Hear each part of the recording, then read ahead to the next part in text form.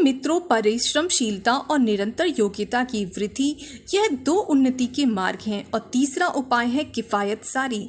ज़्यादा खर्चे जो हमने बढ़ा रखे हैं वे नहीं बढ़ाने चाहिए। खर्चे हम बढ़ाते हैं, 250 रुपये मिलते हैं और खर्चे बढ़ा रखे हैं 450 रुपये वाले। इसलिए बेईमानी करनी पड़ती है, चोरी करनी पड़ती है, कर्ज लेना पड़ता है। किसने कहा था खर्च बढ़ाओ? खर्च में कोई कमी क्यों नहीं कर सकता? नहीं साहब, खर्च तो हमारा बहुत बड़ा हुआ है, तो आमदनी बढ़ाओ। और अगर आमदनी नहीं बढ़ाता तो खर्चा घटाओ। खर्चे घटाता नहीं है, आमदनी बढ़ाता नहीं है, फिर हाथ तंगी नहीं होगी तो फिर क्या होगा? मित्रों, यह आध्यात्मिकता के सिद्धांत हैं। गायत्री मंत्र का यदि वास्तव में आपने जप किया होगा तो आर्थिक संतुलन के बारे में आपको बराबर ध्यान रखना होगा। हम कमाते तो हैं, पर साथ ही साथ योग्यता भी बढ़ाएं, मेहनत करें ताकि ज़्यादा आमदनी हो सके। किफ़ायत सारी पर ध्यान रखें और उतना खर्च करें जो हमारी हैसियत और हमारी कमाई के भीतर हो। पाव हम उतना ही पसारें जितनी की पसारना चाहिए। यह गायत्री का व्यवहारिक पक्ष है।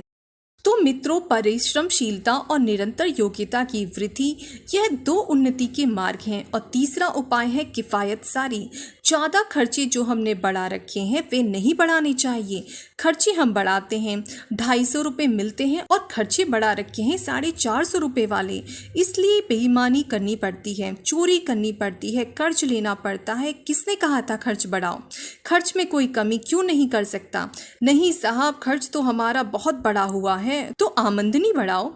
और अगर आमदनी नहीं बढ़ाता तो खर्चा घटाओ। खर्चे घटाता नहीं है, आमदनी बढ़ाता नहीं है, फिर हाथ तंगी नहीं होगी तो फिर क्या होगा? मित्रों, यह आध्यात्मिकता के सिद्धांत हैं। गायत्री मंत्र का यदि वास्तव में आपने जप किया होगा तो आर्थिक संतुलन के बारे में आपको बराबर ध्यान रखना होगा। हम कमाते तो हैं, पर साथ ही साथ योग्यता भी बढ़ाएं, मेहनत करें ताकि ज़्यादा आमदनी हो सके। किफ़ायत सारी पर ध्यान रखें और उतना खर्च करें जो हमारी हैसियत और हमारी कमाई के भीतर हो। पाव हम उतना ही पसारें जितनी की पसारना चाहिए। यह गायत्री का व्यवहारिक पक्ष है।